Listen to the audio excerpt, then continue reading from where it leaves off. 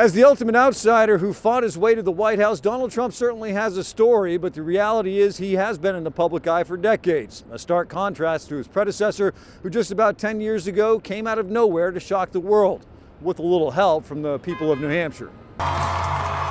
He could very well be the most recognizable person on the face of the planet, a global figure for the better part of a decade. But in December of 2006, Barack Obama was just another face in the crowd at the airport in Manchester. But looking back, the man who picked him up that night sensed this was not your average freshman senator. Barack Obama had this amazing maturity, political maturity, even though he had only been in the United States Senate for 2 years. I am going to be campaigning hard in New Hampshire and trying to win the primary. Hey guys, this is kind of nice. There's a little cabana out here. And that anonymity was short-lived. Small groups in the backyard of Keene quickly blossomed into crowds. Then a grassroots movement that Jim Demers says got people out of their chairs. We saw it right here in New Hampshire where thousands of people actually volunteered for the campaign, something we hadn't seen in years. Young people got involved. We hadn't seen that kind of engagement since the Vietnam War. Obviously, it's flattering to get a lot of attention. Although I must say it's baffling, particularly to my wife. I am so passionate. Speaking of Michelle, Ned Helms says it was during a private house party early in the campaign that he realized she wasn't just the wife of a candidate, but rather an equal half of an increasingly formidable team. She captivated a crowd of about 100 people, and you could hear a pin drop, and she worked it through, and all of a sudden you're saying to yourself, this guy has one other asset going with him, and that's Michelle Obama. Even with the growing support and celebrity, primary rival Hillary Clinton had her own Granite State base that was built over a period of years. And when it became apparent on election night that she would win a narrow New Hampshire victory, Helms remembers Barack Obama putting it on himself to ease the pain of a disappointed crowd.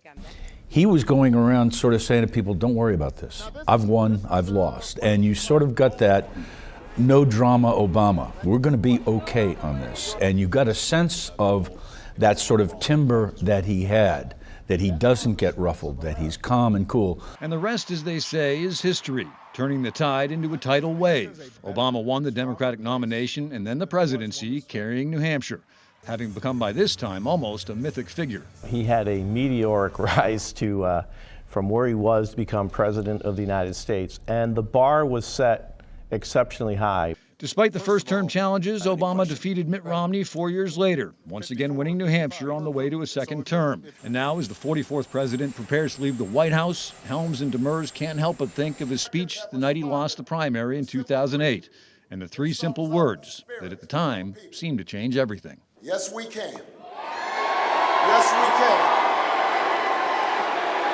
Yes, we can. I think he was able to transfer that sense of, yes, we can accomplish this. So it wasn't just, yes, he can. He's going to lead it. It's us. And that campaign became about much more than just about Barack and Michelle Obama.